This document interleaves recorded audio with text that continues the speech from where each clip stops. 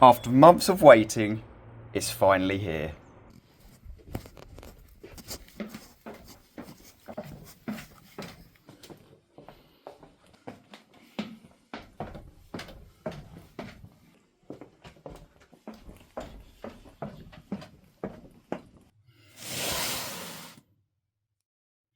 Let me move this out your way. We are back again. It's another unboxing, that is correct, and this time it is a loco, just the one. Now, I placed the order for this loco, I don't even know when, whenever they released that they were, or announced that they were going to make this loco. So it's got to be 4, 5, 6 months ago, easily. Again, like I always say, I have a train plan. So I try and fit locos and wagons into the train plan. I'm not just going to make it up and just think, okay, I'll buy this, buy them, buy that, you know, because otherwise you end up spending so much money. So this was to fit in the train plan perfectly. And yeah, it's just, I'm absolutely buzzing. I did order this from Rails of Sheffield, so thank you to them. Obviously they require a £30 deposit, which is actually quite nice. Because the simple fact is it just takes a little bit more money off the bill. So, but before I show you, I just want to say a massive thank you to everyone who's liked, subscribed and viewed the videos. And if you've left a comment, obviously I'll get back to you very soon. I can't believe it. We are well over 1,100 subscribers. So thank you so much for everything. It has just been incredible and it's going to get even better. And secondly, it wouldn't be the same without a good cup of tea. I don't have my tea. Wait a minute. It wouldn't be the same without a good cup of tea. So cheers. Good cup of tea. Right, let's get to it. I need my knife as well. This is how unprepared I've been. Right, safety first. Safety first. There we go.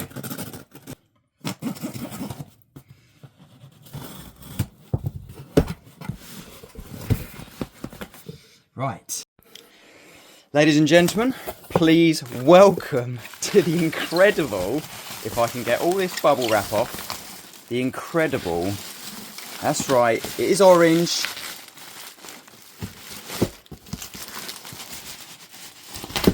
There we go, the incredible Cavalex Class 60. Now, obviously you don't want to see it in this box, so obviously price wise in total it was oh, it only says the last bit of total, so that's $264.95, but it was 290 just under. Look at this. This is just there we go. And this is the one.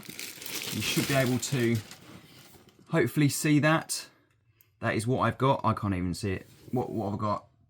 Debrand, oh, just look at this. And this is apparently as well, and I did ask a couple of people actually, and they wasn't too sure whether this was a Super 60. And I shall explain what a Super 60 is very, very soon. Look at that. Just look at the quality of the box. Absolutely beautiful, it really is. So you have the book, the instructions, obviously read these when you come to run it, lubricate it, etc, etc. So yeah, there we go. Obviously we have this as well. So these are all the functions on the loco. These are, so there we go. And then, I'm excited. Oh, look at that.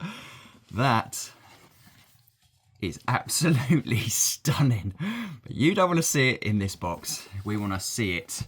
We want to see it. Oh, I'm a little bit too excited. I really need to calm down and breathe just a little bit. Oh wow, look at that. How breathtaking is that? There we go. This, ladies and gentlemen, is the Debranded DB Schenker, number 6010. But you don't want to sit in the cradle, you want to hear some history and see it run. So sit back and relax. Right, what do you get with the box? I mean, the box itself is absolutely incredible. It's art form in itself. We have a Locksound V5 ESU sound decoder. Beautiful artwork as well. That is shiny and this is satin or matte. The reason why I said about a Super 60, I know it says it on the box before you say, Martin, you can't read. I know it says it's Super 60 there, but the Super 60s, as far as I'm aware, 600010 become a Super 60 in October 2012. The information that I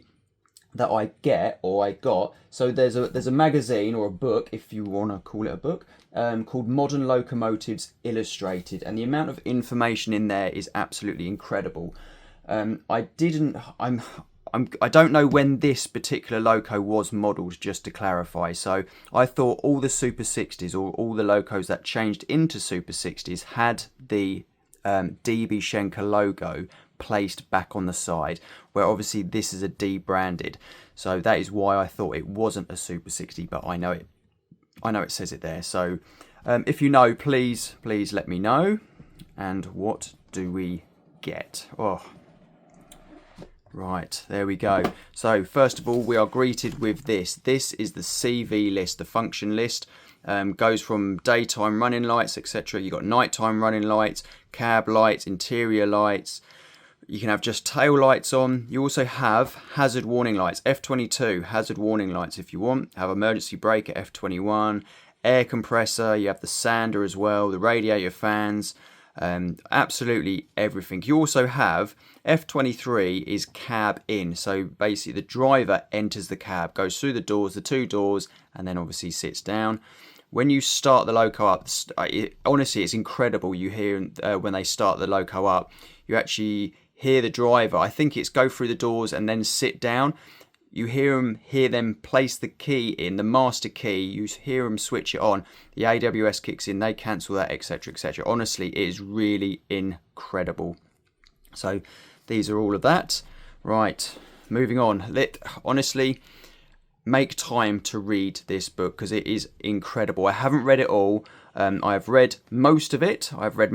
Obviously, this is to do with like the introduction to the Class 60 and their previous adventures with the Class 56, etc. Absolutely brilliant. It really is. So this is the history of the Class 60. There you go. Various pictures. So that is what is in the real Class 60.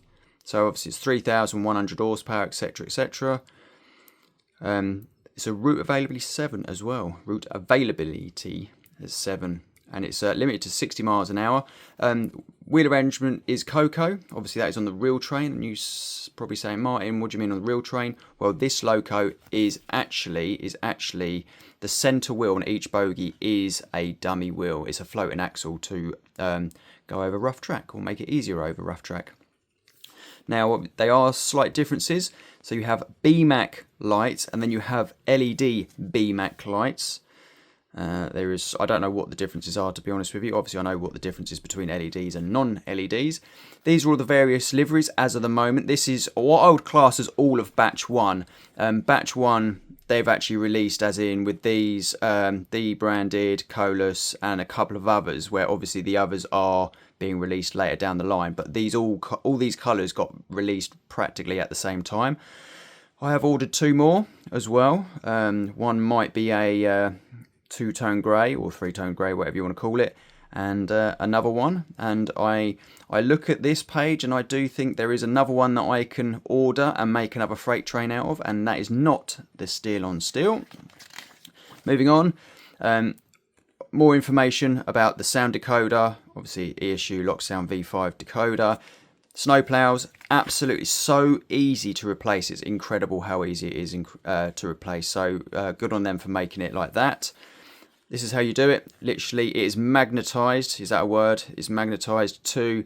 It's fitted to the front, and there's 2 magnets in here, and obviously they're just clipped to the chassis. There you go. Removing of the shell. Obviously, there's just 2 clips. That is it. Just 2 clips, and that is it. Obviously, you just have to pull the shell away a little bit, and then obviously you expose the chassis, the speaker, and everything else. And then obviously this is the top part. So the exhaust, you lift the exhaust up, and then obviously that exposes the sound decoder and part of the speaker as well. I haven't actually done that yet as I speak.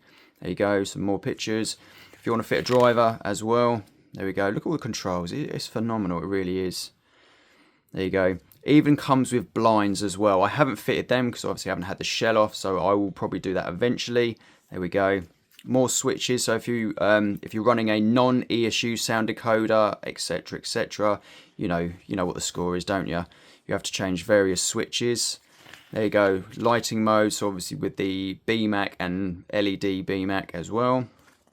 There you go. This is it. So these are all the lighting configurations. So this is just the original BMAC, and then obviously you have the LED BMAC. There we go.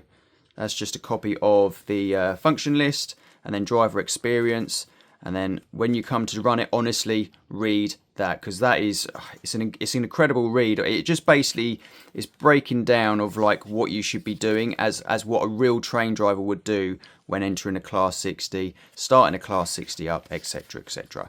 There's EM and P4 replacement wheel sets if you wish to do so, and there is, I think this is the latest range that is going to be that is coming out in, is it the third quarter? Class 56, as I may have ordered another one, possibly. And there we go. What is, write in the comments, ladies and gentlemen, what you think loco number 3 is going to be. This is a Type 5, this is a Type 5. I'm going to put it out there. I would like them to make a Class 58. That is correct. Because you think of the road, I mean, they need to do the in-between. That would be nice if they did. That would be incredible if they did, actually, to be fair, because I've got 38 HAA wagons that they can pull. So there we go. Book is incredible. There we go. So read it. Next. There we go. There she is. Looks absolutely stunning. Obviously, it comes with the cradle. This seems to be a new thing. Well, this seems to be a Cavalex thing, which is really, really nice. The foam is really, it's quite hard in a good way. Just to protect it from anything. So yeah, that is screwed down as well. So I'll show you the snow plows. So they're the blinds. There you go. There's the blinds. You have little plugs that I think they actually fit into the bottom of the fuel tank from when you unscrew it. I've got one coupling there just because I've already got one coupling in, and these are, there we go. Look at that. That is one of the snow plows. So that literally, so all sprung loaded buffers and 2 magnets on the back, and they just clip in. Now I did find, because I've already replaced one already, I did find that, now can we get that to focus? Perfect, there we go. You see this little line here, this little bit of plastic, it's almost just like a bit of spur, if you want to call it that, and I had to just trim that off, back to that line there. So that is just a bit of nothing. That was easy enough. Got a nice sharp scalpel and just trimmed it back, because it just prevented the conventional coupling from self-centering, so it just held it over a little bit. So I just trimmed that back. That was no big issue. So let's get this off this cradle. So this is for a guy called Julian, so I'm going to take it off the cradle, obviously.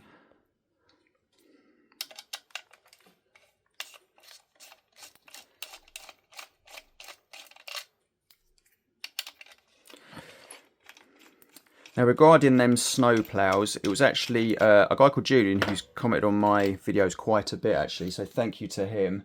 Lovely to send messages to each other. He actually bought one. He did have a few issues with it, and it was one of the issues that he had was actually that. And obviously he mentioned about trimming it back. So thank you to him. He does have a YouTube channel, obviously. So, and there it is. So you don't want to see it in my hand. You want to hear the history of this train. So sit back and relax. Where do we start? This story starts during the 1980s, when it became more evident that there was a need for more Type 5 locomotives for the heavy freight trains that were becoming more and more common on the network. Type 5 means a loco with 3,000 or more horsepower. Out of 6 companies that were invited to tender for the project, only 3 did. You had General Electric, which would have used a state-of-the-art Class 59. You also had Metro Camel as well. But in May 1988, the announcement was made that the winning contract went to Brush Electrical Machines Limited of Loughborough, but you might know them as Brush Traction, at what is now regarded as pocket money of £120 million for 100 locos. What a bargain. What won it for Brush Traction was that it was the most cost-effective bid and it was the most specification compliant. Brush was also working on a complex traction control unit called Simply Excited Traction Motor System, which was controlled by microprocessors. This was more commonly known as SEP-X. Along with other systems on the loco, which was superior to that of other locos including that of the Class 59, is the SEP-X traction system would work on each individual axle, meaning that if one wheel started to slip, it could reduce the speed of that axle but not affect the speed of the others. Genius. And this system was tried and tested on the Class 60's predecessor, the Class 58. The first loco to be built and handed over was Class 60-001 on the 30th of June 1989. But it wasn't until the early 1990s where the fleet of Class 60s could start earning revenue work. This was down to a number of faults, some major, including engine overheating and issues with the engine itself, the advanced traction control system with its microprocessors, and the suspension. It was also found that on test with a twin exit exhaust on the roof, the exhaust fumes was being sucked into the clean air room. Moving to the window and the driver's window, it was found that the two-piece window gave poor visibility when the driver was reversing, so this was replaced with a three-piece unit. Now, moving on to the power unit that's installed in these giant machines. Before it was placed in the Class 60, a smaller version of the engine started life as a test engine and found its way into the body shell of a couple of Class 37s. Go back to the mid-80s and 4 members of the Class 37 fleet were selected for a Frankenstein remake. They were to be fitted with the Merley's MB275T engine with brush alternator. 2 more of the class were later fitted with a different test engine, this time with the Ruston RK270T connected to a GEC alternator. Both these engines were smaller variants that were going to possibly be used in the Class 60, and both engines in the 37s pushed around 1800 horsepower. These locos were known as 37.9s. The engine that was selected for the Class 60 was the Merley's power unit, and it was an 8-cylinder engine and not a 6 as in found in the Class 37. The 8-cylinder Merley's Blackstone 8MB275T 4-stroke diesel engine produced 3,100 horsepower at 1,000 RPM, with a brush main and auxiliary alternator. Now the displacement of this relatively low on cylinder engine compared to that of the Class 59, which is a V16, is a monster, an eye-watering, a lake-draining 145 litre capacity or nearly 8,900 cubic inches. That makes each cylinder over 18 litres each. Wow. Despite the colossal displacement of the engine, and once when various engine issues had been rectified, this was actually one of the lowest fuel consumption and oil consumption locos on the network, and that stands even to this day. Moving to the colours. This was a simple affair that the Class 60 was dressed in, two-tone grey down the sides with yellow ends. It would have one of 4 brandings on the sides: coal sector, metal sector, construction sector or petroleum sector. But this wasn't uncommon to find different sector locos on different sector trains. Fast forward to 1994, and this was the year that BR started to be privatised. There would be 3 main companies formed: Transrail, Mainline and the striking livery of Loadhaul. Transrail had the biggest share of locos, but only by 1 at 34. The other 2 companies had an equal amount at 33 each. Less than 2 years later, all 3 companies were sold to North and South Railways, which was the UK operating arm of the US-based Wisconsin Central Railroad. The name got changed to English, Welsh and Scottish Railways, but you might know them as EWS. EWS took over every single Class 60, and at the time the Class 60 was the most modern loco on their books. Advanced to the late 1990s, and the first threat to the Class 60's reign came in the form of another Type 5 locomotive, based on the very well tried, tested and highly successful Class 59, the Class 66. With this, the coffin door was starting to open, and by 2004, a few locos were being stored. usually the ones with major technical issues. Over the next couple of years, more and more were being parked up long term. 2007 came and EWS was sold to DB Schenker. By then, the operational fleet varied between 25 and 60 locos. In 2009, and that number was down to around 15. So sad. Roll round 2010, and a few locos were up for sale, but no takers. In the same year, a new lease of life was brought forward in the form of a refurbishment program. This program would see at least 20 Class 60s to be overhauled from top to bottom, all previous issues tackled for better reliability. The lucky 20 would be known as the Super 60. As it stands, DB Schenker has withdrawn all Class 60s from service, and as far as I'm aware, it only leaves DC Rail and GBRF. As far as I'm aware, Colas Rail sold the Class 60s to GBRF. Correct me if I'm wrong. On February 2024, DB Schenker had 31 Class 60s for sale, sold as seen, with Class 60 006 being already sent to the cutter's torch. This really is sad times, and I really hope these locos don't get cut up and become something of a distant memory and something you only see in a video and a picture. Once when they're gone, they're gone. That's it. They're never coming back. Now, you've heard the incredible history of the Class 60. Now it's time to see the phenomenal detail of this loco up close and personal. Now, we have to start somewhere, so let's start at the boots of this machine, the bogies. And here you can see the depth and definition is beautifully captured and is lavished in gorgeous detail, with the white air pipes running the full length of the bogie following the contours of the framework, making it even more exquisite. You have sandboxes on each corner. Even these look like mini masterpieces with its associated pipework and lids. You can even see the bolts are visible on the sides. Moving in, and the high standards continue, with the springs, dampers and steps being beautifully modelled. Even the bearing end caps have the maker's initials printed on the centre cap, reading SKF, which stands for, wait for it, Svenska Kurlefabriken. My apologies for the poor pronunciation, but it translates into Swedish ball bearing factory. Staying with the bogies, and you have all the brake rigging, piping and shoes. All look stunning. And just to finish them off, you even have the restraint bars and the restraint chains elegantly recreated.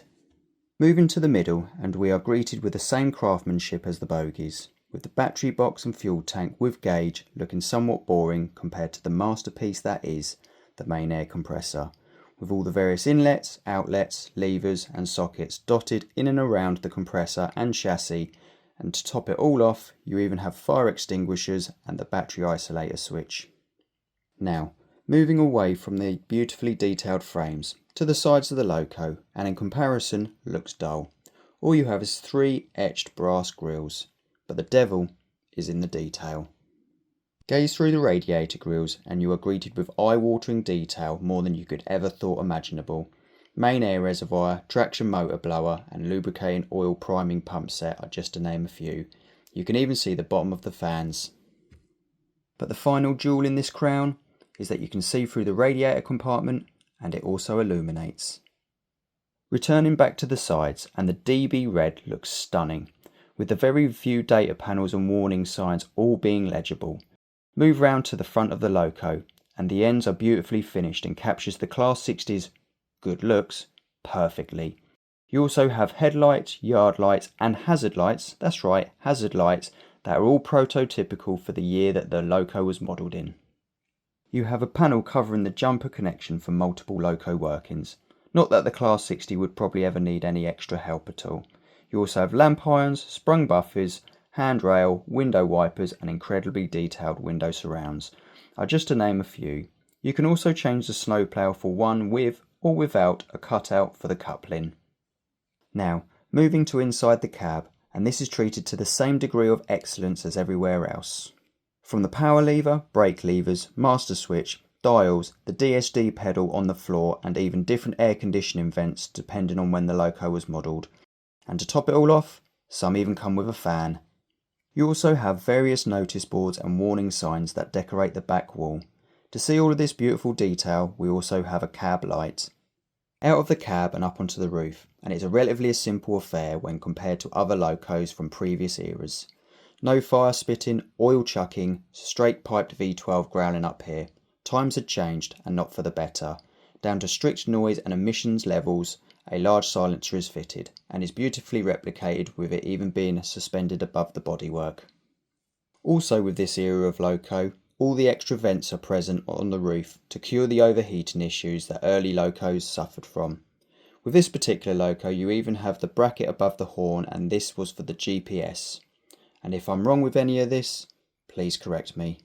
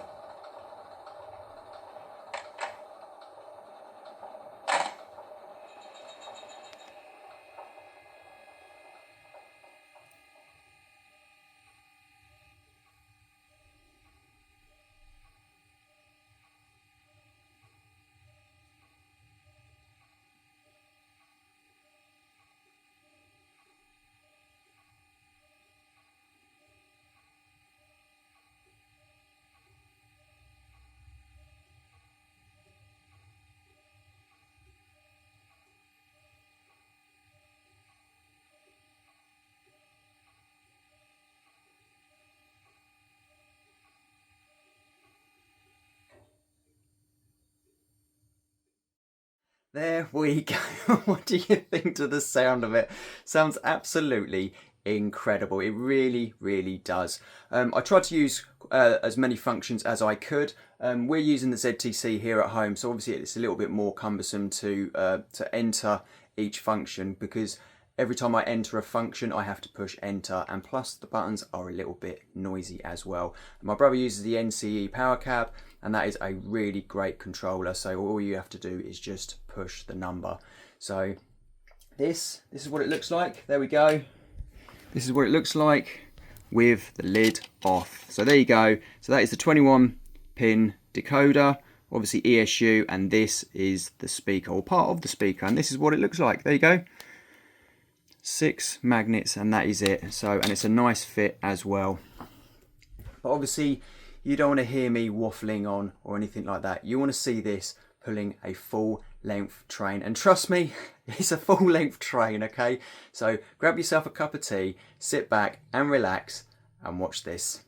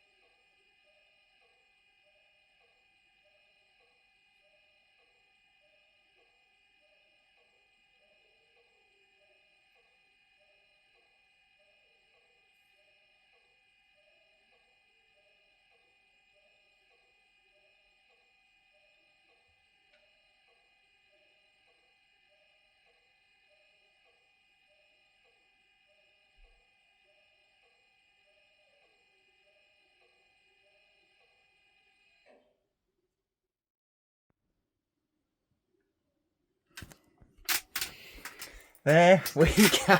What do you think? That's incredible. That is absolutely stunning. It really is. The fit, the finish, drives absolutely beautifully. It really does as well. Obviously, it has a 5-pole motor in it, etc., etc.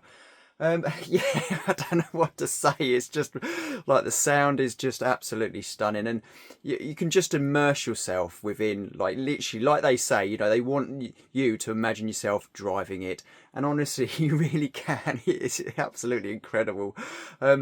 Obviously, with the tankers, or actually, before I go on to them, so the reason why I didn't, this isn't very long, is basically my window, my window of opportunity to film around my brother's layout is this. So the train starts there. That is right. The train starts there. The end of the train is there. There you go. That's the window of opportunity that I have to film the other train. So it just become quite impractical, actually, to be fair, because it's so long. The tankers, the tankers, this is 31 if you didn't count them. So basically this equates to over 3,000 ton oil train. And obviously, if you don't know, 60-0-10 obviously has been seen multiple occasions. There are multiple videos on YouTube with this pulling this amount of wagons. So most of them are Revolution trains, and I have five Cavalex TEA tankers. I class them as the Mark II. I don't know if they're actually classed as the Mark II. So the Mark II and the Revolution trains ones, like the EWS, the bright green, the red one, the VTG ones, I class as the Mark III. So absolutely incredible. And you know what?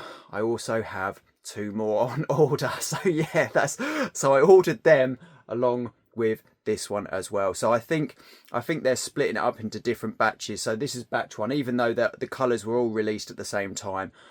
So I'm guessing the other 2 will be batch 2. So are there any left? Yeah, I think there is some left, to be honest with you. Absolutely stunning. It really is. Would I recommend getting one? Yes, because obviously I've ordered 2 more as well. So I am aware I've seen a couple of videos that some of them are a little bit noisy in terms of the gears. It winds a little bit as I run it round without no sound. It's not as noisy as the ones I've heard on there. And I have checked. I checked the bogies to see if there was lubrication in there, and there was. So regarding that, you know, I'm happy with it. It runs smoothly. You've seen it run round and everything like that. So worth the money in my eyes. Hell yes, absolutely. And I can't wait for batch or the next release of colours, because there's a couple of colours in there that I do quite like. So, but obviously I want to say a massive thank you to my brother for allowing me to run my small train round his layout. So a massive thank you to him. His links are down below. So so obviously if you want to view some of his videos, he doesn't upload as much as me, because obviously he has a family and things like that, where I don't, and I can play trains all day long. So, but until next time, thank you so much for watching. I hope you've enjoyed it, and please consider giving it a like and a subscribe. And obviously if you want to leave a comment, please feel free, because I will get back to you very soon. And until next time, thank you so much for watching. See you later.